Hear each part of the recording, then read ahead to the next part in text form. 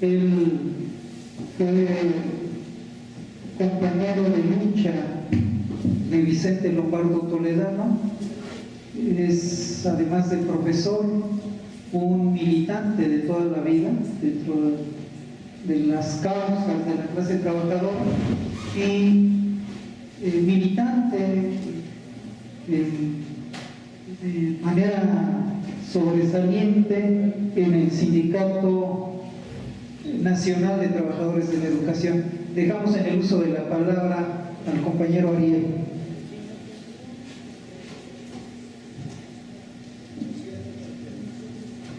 Muchas gracias por su atención primero, anticipadamente, como señor representante del gobierno de Cuba revolucionario, a nuestros compañeros que hoy están presentes, a camaradas de otros momentos históricos de la clase trabajadora. Es verdad lo que dice el licenciado Gonzalo, no hay historias en materia. La materia de la aceptada es la historia de la clase trabajadora en América, en el mundo, en México. Fundamentalmente, no hay historia tampoco sin espacio. Este es nuestro espacio, el mundo de los trabajadores. No hay historia tampoco sin el tiempo, nuestro tiempo, el tiempo pasado para el futuro. Decía Walter Benjamin, la historia se estudia para el futuro, para que en un futuro no lejano se construya. Para eso es la historia.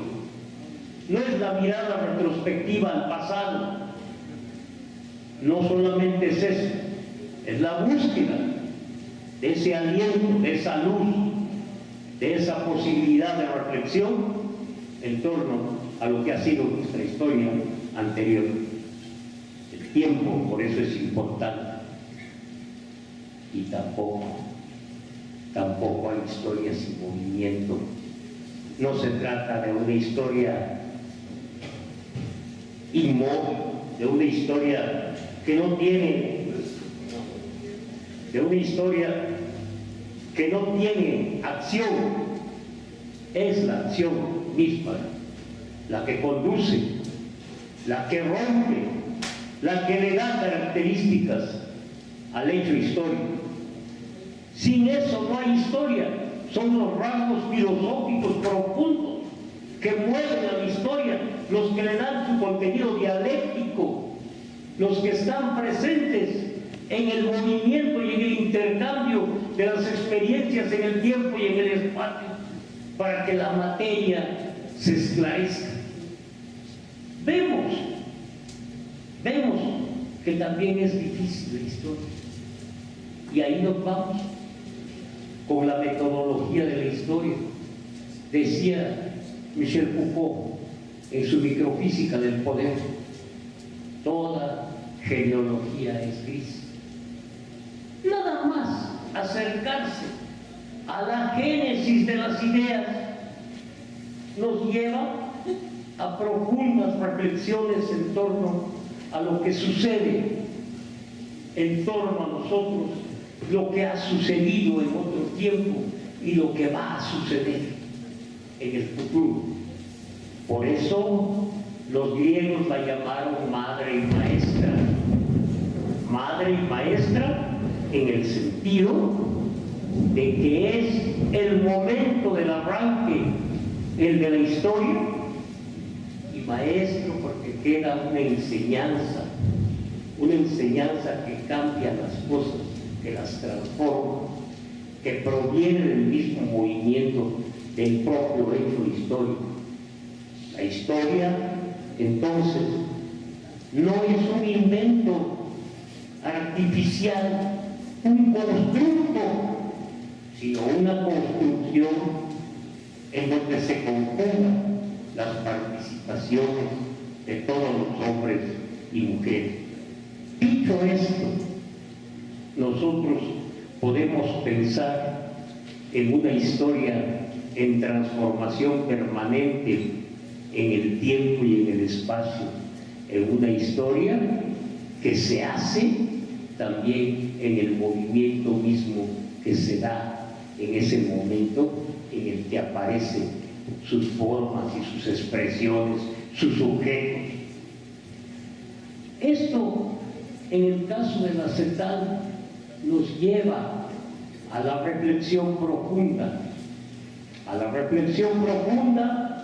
pero puntual en nuestro tiempo, porque existen muchas reflexiones. Hemos leído documentos importantes como el de nuestro compañero chileno, que examina toda la producción historiográfica en torno a la CETAL y a su ilustre fundador, el maestro Vicente Lombardo Toledano.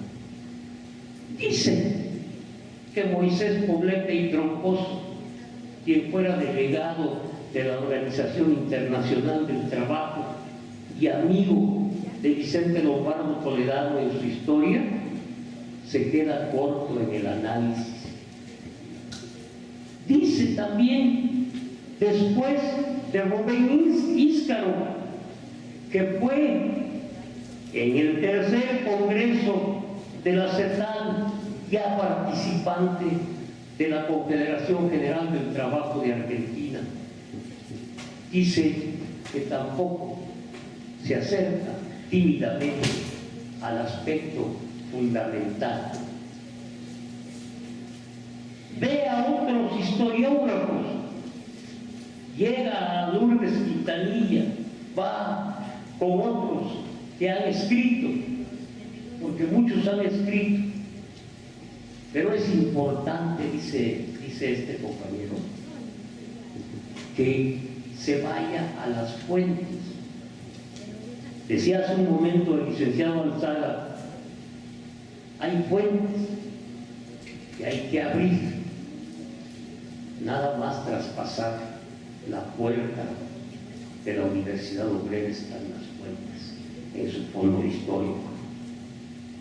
Importantísimo, vital, conocer todas las contribuciones importantes que hizo Vicente Lombardo Toledano a la historia del movimiento obrero, no solo como su protagonista, sino también como el pensador fundamental que tuvo la clase obrera en un momento determinado en su historia específica, la de México fundamentalmente, la de América Latina con la CETAL y la del mundo con su importante participación dentro de la Federación Sindical Mundial. Eso es insoslayable para encontrar la materia.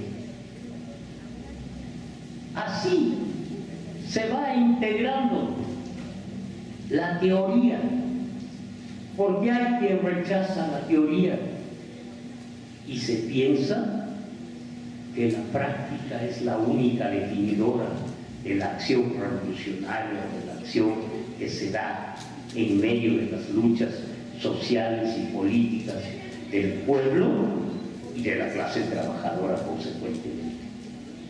Dicho esto, voy a dar lectura a este material elaborado.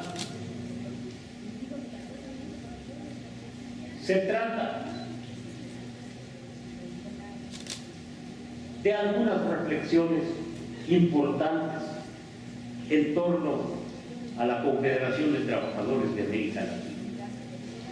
Han transcurrido ya, para el día de hoy, 75 años desde la fundación de la Confederación de Trabajadores de América Latina, la CETAL. A pesar de que esta histórica organización concluyó sus trabajos en 1963, nos reunimos para conmemorar su nacimiento y sus luchas, porque la CETAL constituye una fuente grandiosa de enseñanza para el sindicalismo combativo y certero, porque la CETAL tiene una historia en el movimiento obrero latinoamericano. Se trata de un periodo importante de unidad obrera en América Latina, como pocas veces se ha presentado, por no decir que no se ha vuelto a presentar. Es la única concreción real de la presencia de los sindicatos en América Latina.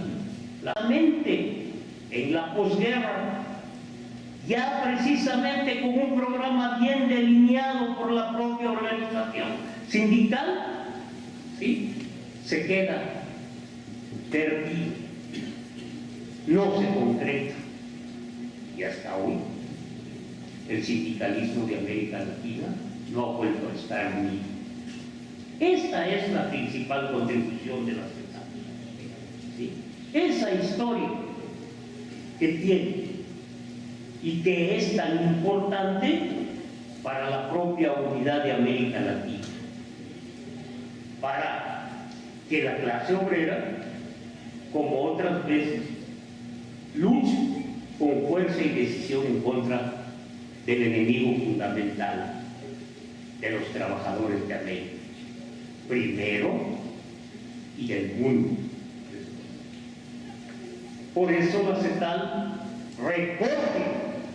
recoge ya el clamor de los pueblos en contra del fascismo, porque se da cuenta de que el fascismo va a desencadenar la guerra mundial de manera irracional, salvaje e implacable sobre todos los pueblos del mundo, pero sobre todo sobre la clase trabajadora del mundo, de Europa, de Asia, África, América Latina. Muchas de estas fuerzas en dispersión, en casi virtual estado de indefensión. Esta decisión de luchar contra el fascismo no es gratuita por parte de la Confederación de Trabajadores de México, porque fue posible por el examen que se había hecho de la naturaleza agresiva de este exacerbado representante del imperialismo y del capital en el mundo. Esta desesperación de Adolfo Hitler, esta desesperación por tener el mundo en sus manos y por plantear la nueva división del mundo, lo lleva a enfrentar a todas las potencias y pueblos que están en lucha permanente, unos por su liberación, otros por su consolidación, otros por salir del feudalismo y por su carácter neocolonial.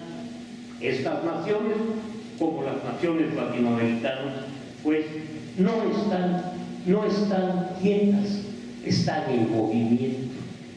De lo más profundo de su ser viene el movimiento transformador que impulsa y que se identifica en ese momento con los movimientos de otros pueblos, y por eso la CETAL en esta parte del mundo supo sintetizar las aspiraciones de los hombres y mujeres de América Latina. Eso es una de sus más importantes contribuciones, pero también fue posible porque este análisis, esta pulsación de la experiencia americana, tuvo a un hombre importante que fue Vicente Lombardo Toledano, quien no solamente sintetizó su experiencia como revolucionario y sindicalista, iniciada ya en su juventud, en el año 20, para el 38, ya había pasado por una cantidad de luchas importantes que habían dado origen, 1, a la CROM depurada, 2, a la Confederación General de Obreros y Campesinos de México, 3 a la Confederación Mexicana, a la Confederación de Trabajadores Mexicanos, la CTM, en 38. Para llegar a la CTM, las luchas que ya relataba el licenciado Azazaga fueron importantes y trascendentes. No fueron luchas aisladas, no surgió de repente la CTM. Hay en una de las revistas Futuro varios círculos, un círculo muy pequeño, un círculo mediano y un círculo grande. Para 1935, el círculo grande era la Confederación General de Obreros y Campesinos. Y se leía la lista interminable de sindicatos grandes y pequeños que ya la formaban. Esa contribución importante a la organización no fue virtualmente, porque muchos hablan es que el gobierno no hizo nada. Fueron los propios trabajadores los que fueron uno por uno, región por región de México, dándole perfil a la clase trabajadora y a sus organizaciones.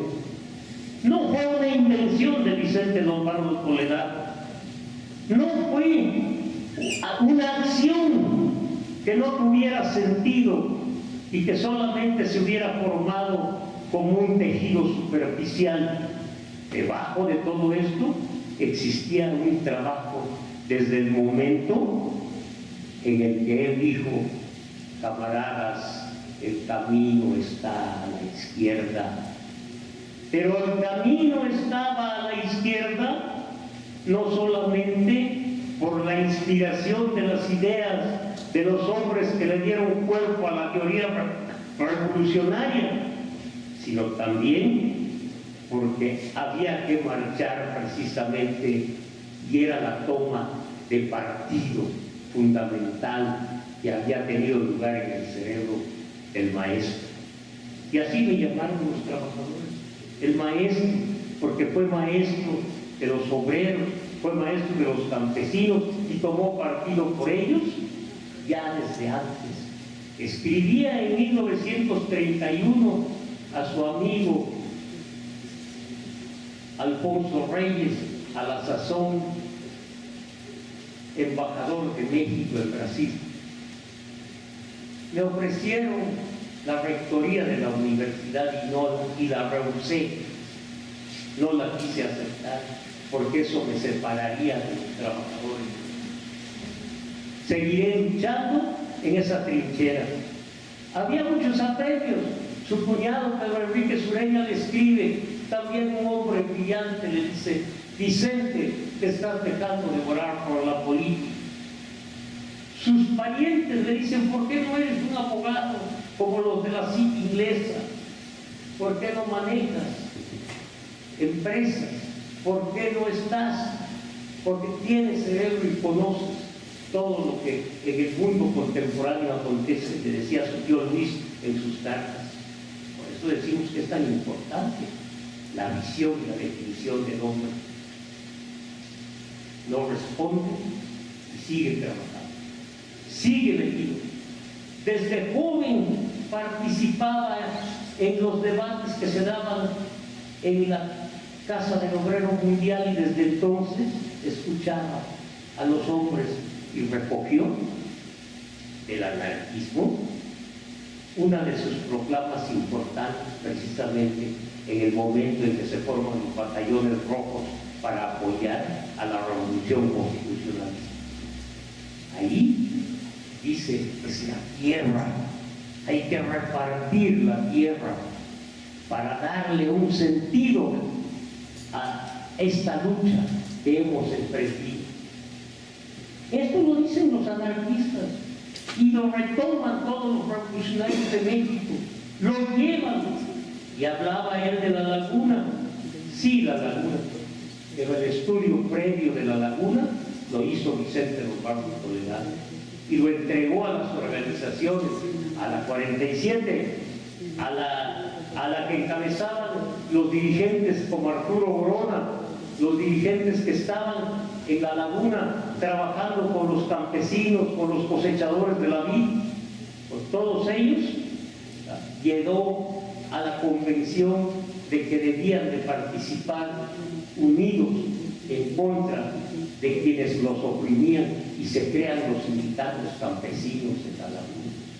Esto es mucho, muy trascendente, porque los sindicatos campesinos recogen la vieja aspiración por la tierra, recogen no solamente la aspiración de lo que dijo el Ejército Libertador del Sur, sino también de lo que se dijo en la Casa del Obrero Mundial en el momento de firmar el pacto con la revolución constitucionalista.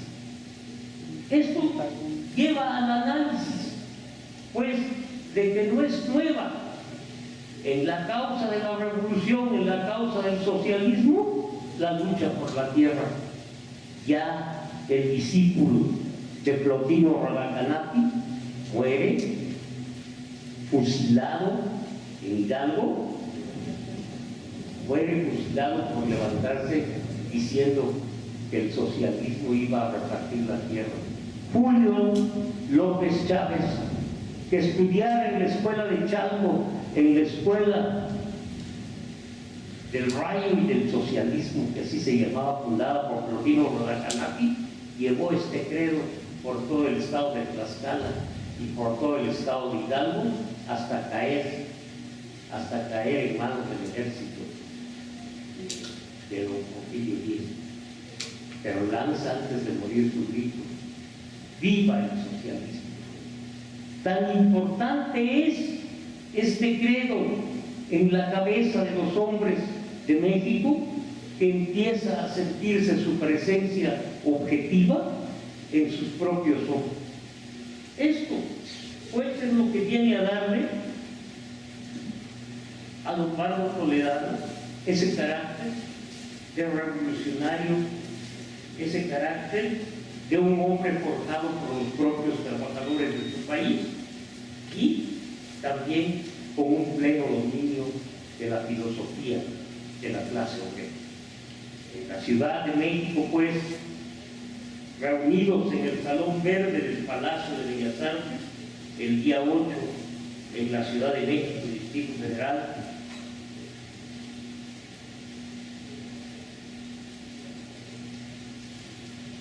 se funda la Confederación Latinoamericana de Trabajadores, y ahí es como cuando por primera vez se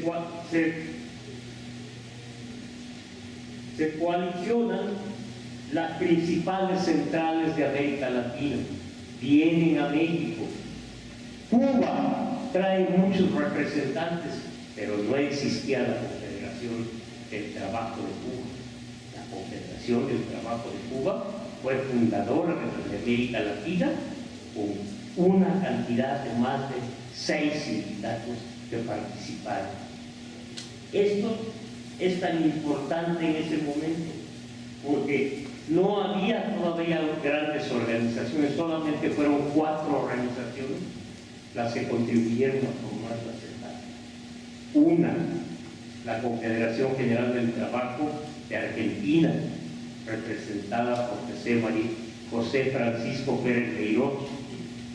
2, la Confederación de Trabajadores de Chile, representada por Bernardo Ibáñez.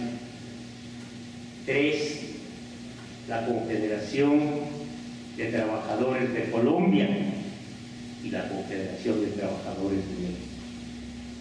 Y los sindicatos de los países siguientes: Bolivia, Chile, Colombia, Ecuador, Paraguay, Perú, Nicaragua, Costa Rica, Uruguay, Venezuela y Cuba.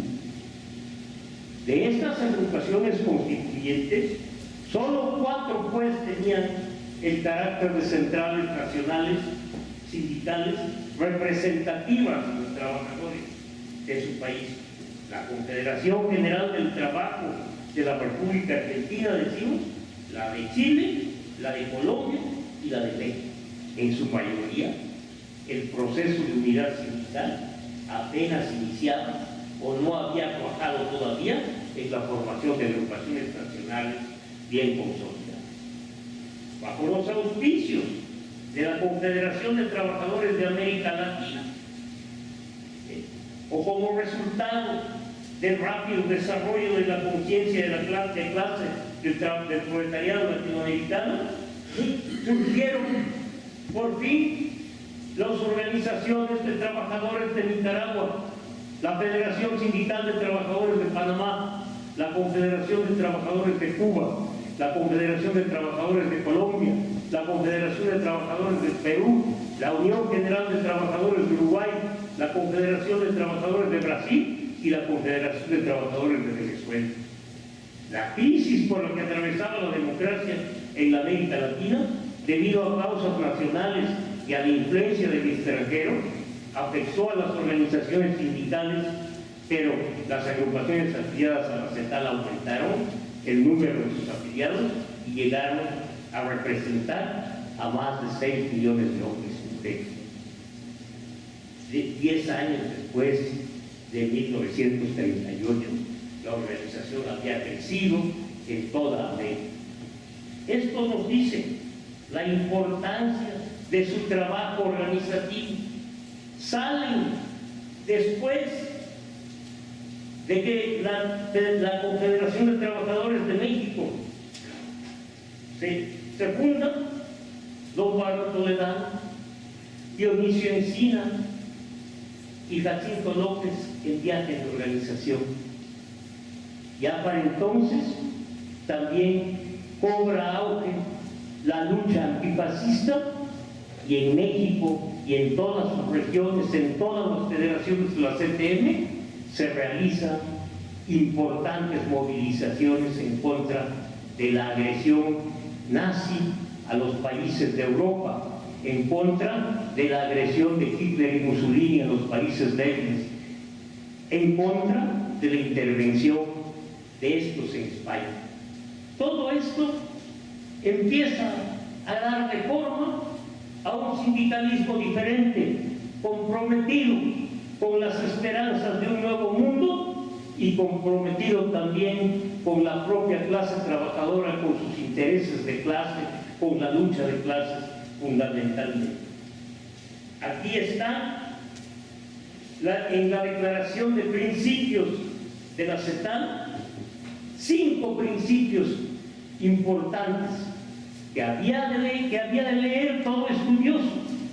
La sustitución del régimen imperante en la mayoría de los países de la tierra por otro mejor, del cual se señalan las bases de este nuevo sistema. 2. La enorme importancia que tiene la unidad de la clase trabajadora y la lucha de clases para lograr el ideal de justicia social. 3. La lucha de la clase trabajadora por su plena autonomía económica y política, por la liquidación de las supervivencias sindicales y la elevación de las condiciones morales de las grandes masas. 4. La exigencia de que los trabajadores disfruten en cada país de los derechos y garantías sociales. 5. Sobre el fascismo. Declaran que el fascismo es contrario a los medios y a los objetivos del proletariado, al progreso de los pueblos y al desarrollo de la cultura, por lo cual debe ser combatido en todas sus formas, impidiendo que hagan actos en los diversos sectores sociales y denunciando su presencia y actividad en el seno de cada país para fortalecer la unión de las fuerzas democráticas en el orden nacional e internacional. El primer trabajo de la CETAL fue su participación en el Congreso Mundial contra el Fascismo y la Guerra, que se llevó a cabo los días 9 y 10 de septiembre, conducido y organizado por la CTM, el cual, además de tener la asistencia de todos los delegados e invitados al Congreso Constituyente de la CETAL y de personalidades representativas de las instituciones del país, así como de los representantes del Comité Mundial contra la Guerra y de científicos y personalidades de renombre mundial, contó también con la presencia del presidente de México, general Lázaro Cárdenas. Estaba Lázaro Cárdenas saliendo apenas de la lucha denodada de la CTM en contra del despotismo de los patrones de Monterrey, y estaba saliendo apenas del momento en que decreta la expropiación petrolera, que hoy se pretende negar desde Palacio Nacional, cuando fue una conquista de los mexicanos, por la que los mexicanos dieron una lucha consecuente al lado del Sindicato de Trabajadores Petroleros, que le encabezó la huelga, la suspendió para que en estas mismas aulas Jesús Silva Gerso hiciera el estudio que correspondía a la exploración de por qué había que justificar la expropiación de la industria petrolera, por qué los trabajadores petroleros tenían la razón. Y se presentó la noche en que se dio el laudo, llegó el laudo a los trabajadores de todo el país. Agradece Lázaro Cárdenas a los niños de México en una carta el haber dado todos sus ahorros en las escuelas, a las mujeres que se quitaron los aretes y los anillos, la ropa de los hombres para que se pudiera pagar la deuda petrolera. Agradece Lázaro Cárdenas en una carta sentida a las mujeres de México que apoyaron este gran movimiento. También el general Cárdenas está en este momento también en su momento político más importante, porque esa es la reivindicación más importante que se daba en América Latina, la del petróleo, la de hacer de la nación toda la propiedad sobre los recursos naturales.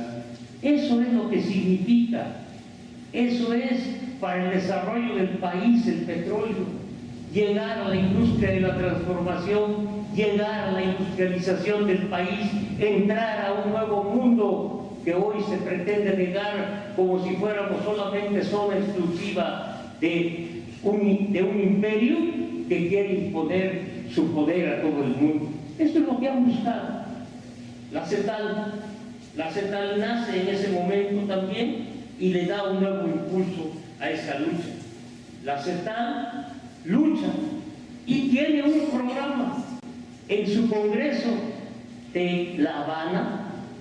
En la reunión de La Habana empieza a señalarse el programa para la nueva etapa de la posguerra. Ya desde ese momento y después en el Congreso de Cali, Colombia, se concretan sus puntos más importantes.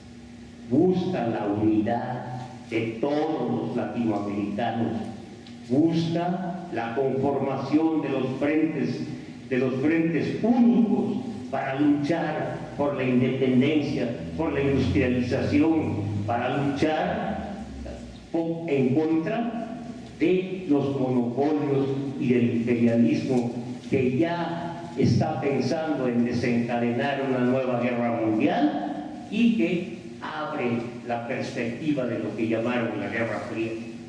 La CETAL llama a luchar porque la CETAL nació como un medio, no como un fin en sí mismo. Era un medio para luchar, era un medio para impulsar el desarrollo de la clase trabajadora, sus demandas más sentidas, y para impulsar el desarrollo de América Latina y el desarrollo de los países que estaban saliendo apenas de la etapa feudal y que habían cambiado el dominio español por el dominio del imperialismo norteamericano, dadas sus acechanzas sobre la nueva independencia. Desde un principio, ellos pretendieron sojuzgar el país. Y esta lucha frontal se desencadena cuando se inicia la lucha imperialista. Este momento es tan importante. En toda América Latina se rechaza fundamentalmente la injerencia de los Estados Unidos a través del Plan Clayton, a través del Plan Truman y a través del Plan Marshall.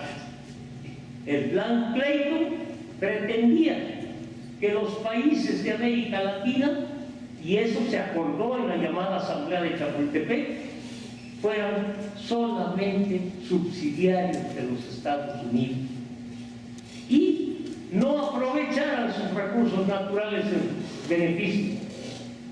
El plan Truman decía que la organización militar debía hacerse bajo las órdenes del ejército de los Estados Unidos y el plan Marshall estaba destinado a suministrar recursos para endeudar a los países de América Latina. Logran aceptar o rechazar al plan Clayton, logra que se aplace su aplicación, pero continúan las acechanzas. Parte de todo esto es el ataque contra la Confederación de Trabajadores de México, que no fue gratuito, sino que fue porque concentraba el odio fundamental del imperio que ya se levantaba de manera rampante para acabar con nuestro país. De esa manera fue como se encendió en América Latina la lucha en contra de la expansión imperialista. El antiimperialismo fue el sinónimo que conjugó los esfuerzos de los latinoamericanos en su lucha. Y ahí la CETAM llevó adelante su programa. Aquí están las fotografías. Hay una última parte a la que quiero referirme. Esta es en donde está la secuencia de la nacionalización del estaño, propiedad de Antenor Patiño y de Aramayo en Bolivia. La Confederación de Trabajadores Bolivianos, apoyada por el gobierno del Movimiento Nacionalista Revolucionario de Bolivia, encabezado por Paz Estenssoro, firma con el presidente de la República la nacionalización del estaño.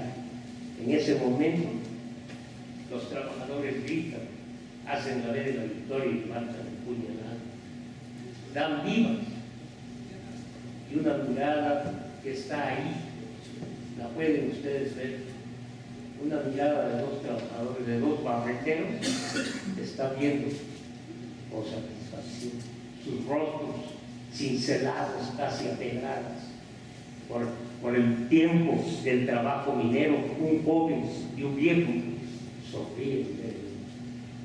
Esa es la sonrisa de los pueblos que han logrado su independencia, que la buscan, que la quieren irrenunciable y que fue de alguna manera la luz con la que la CETAM alumbró los caminos de los trabajadores de América Latina. Gracias por su atención.